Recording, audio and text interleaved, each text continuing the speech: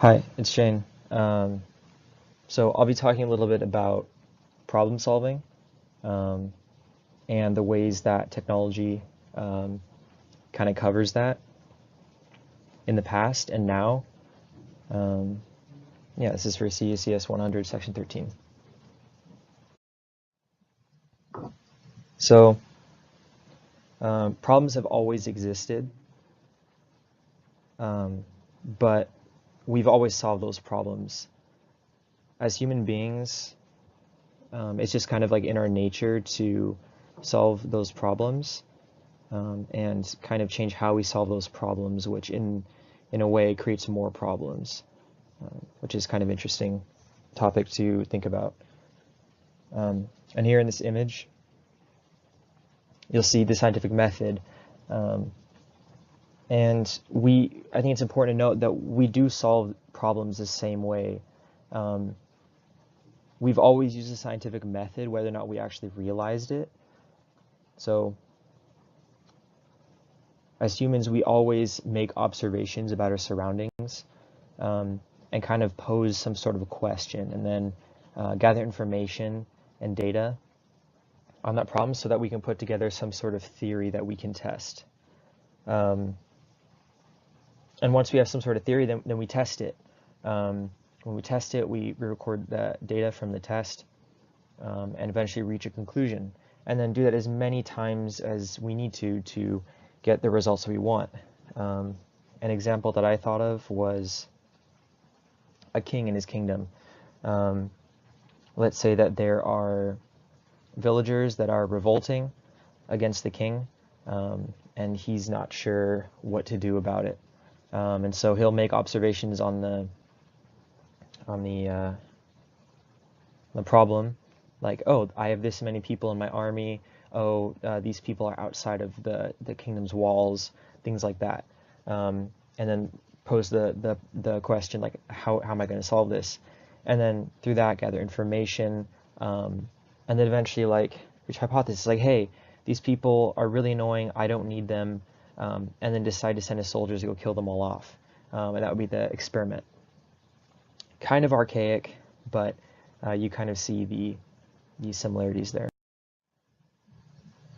And so we still solve problems in that very broad sense, but the only difference in solving problems back then, be that 50 years ago or thousands of years ago, to solving problems now, is the tools that we have.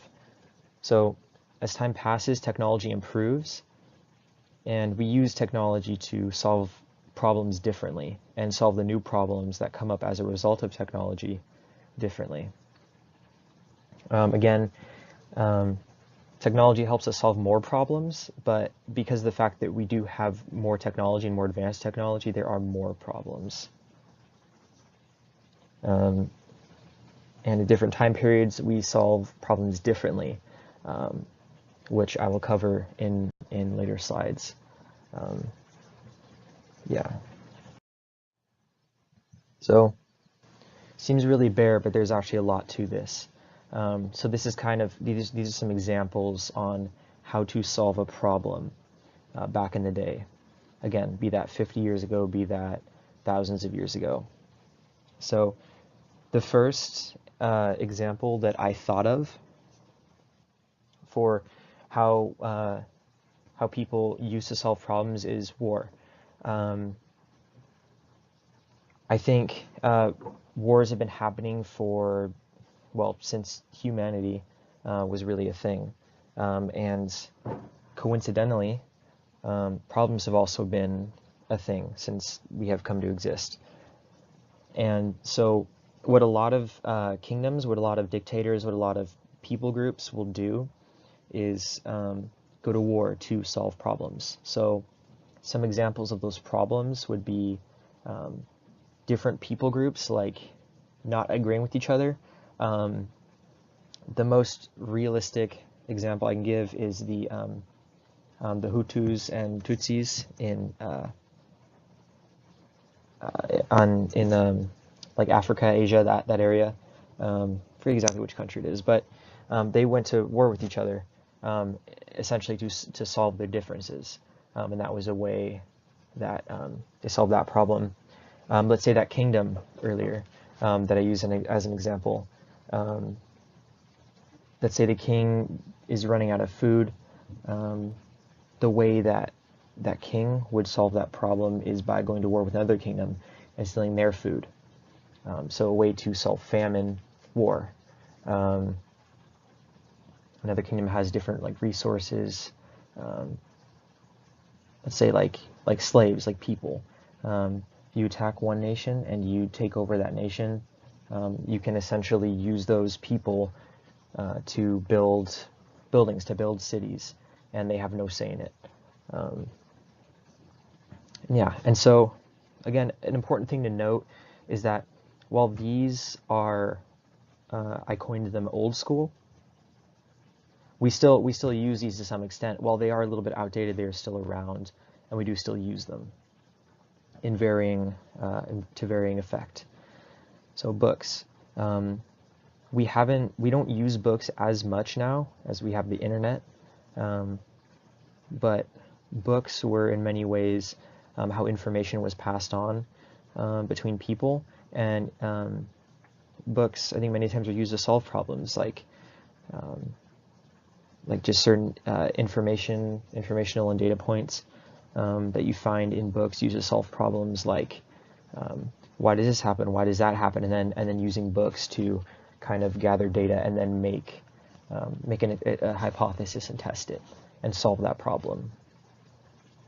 Another example here, marches. With marches, we don't see this as much now. It's still relevant, but with marches, there are a lot of different issues like racial inequality, and perhaps marches for peace and things like that. And since back then people didn't have phones to go on social media and share these things themselves, have the power themselves, they had to take advantage of like TV outlets and newspapers and professionals, and people that are part of large companies take advantage of that to kind of like spread word and awareness about something. So marches were a very common thing for people groups and different organizations to spread word about something. And politics. Again, we still do use politics to solve problems, but this is a lot more relevant, I think, back in the day. So politics, you had a problem with a certain people, you would come up with a law for that people group. If you had a problem with taxes, again, put in some sort of policy to change the taxes and put in tax reforms, things like that. Politics, I think, were arguably the most used and most well-known way to solve problems in that time. And again, we still use politics to solve problems, but I think its relevancy in day-to-day life has gone down tremendously since then. And then so solving problems in the information age. So scientific method. Again, we have always solved problems the same way, a way that the scientific method kind of outlines. But we haven't really put a name onto that method until recently, and that is the scientific method. So it is still completely and utterly relevant. Like, this is literally what they teach in schools to all students, the scientific method. This is how we are taught to solve problems. Break it up into smaller problems, solve those problems by gathering information, creating a hypothesis, testing a hypothesis until it works, and we get the thing that we want out of it. Internet. We use the internet for information, to talk to other people about different issues and kind of discuss and come up with their own opinions, which we use to solve problems. So internet it's not necessarily a way directly to solve a problem, but it is a very large, it plays massive part in how we solve problems today, which plays into movements. And the reason I changed it from marches to movements. So marches and movements are kind of similar things, in that marches are movements. But namely, I like to point out social media, movements on social media. So a way that people will solve problems is by bringing awareness to something. And social media is one of the main ways that people will do that and go about doing that, because everyone has a phone. Everyone has social media. And so by recording something and putting it on social media, now everyone's going to see it. Now everyone can upvote it or whatever, like it, and then it'll blow up, it'll go viral. News media will start to cover it, and everyone will know about it. Even if you're not a part of social media directly, you will still hear about it. And that's what I mean by movements. Movements solve problems, or at least attempt to solve problems. Culture shifts. So instead of politics, now I think culture shifts are a lot more relevant to how we solve problems. Instead of using policy and rules to, in effect, solve problems, we will use culture shifts. That meaning people will, in essence, change as a group how they think about certain things, and that in that sense will solve that problem. Like, let's say that no one likes bananas. Like, bananas are the most disgusting thing that anyone has ever laid eyes on. But let's say one guy thinks that bananas aren't gross and just sees the injustice in the fact that everyone thinks bananas are gross.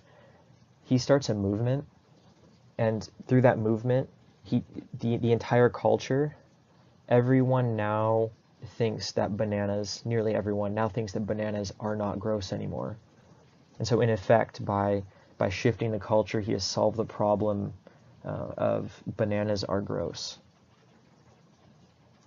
And so just some really practical examples here. 3D printing. Let's say you have a problem with your car, you're missing a part.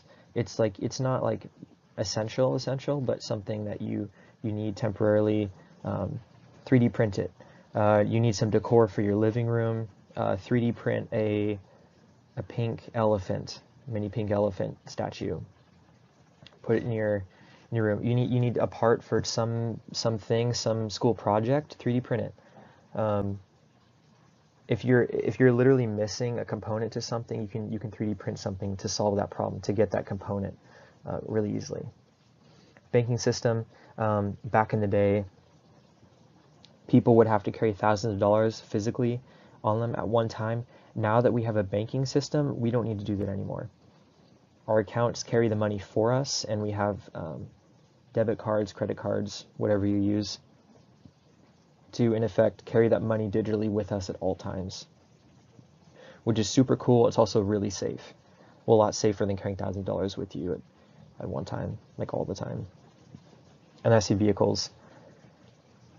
I think this will always be a problem. How do we get from point A to point B as fast and safely as possible? At first there was walking, and then there were horses, and then there was biking, and then I don't know the exact order, but now we're on planes and cars and public transport. And so vehicles solve that problem for us, namely cars and planes, and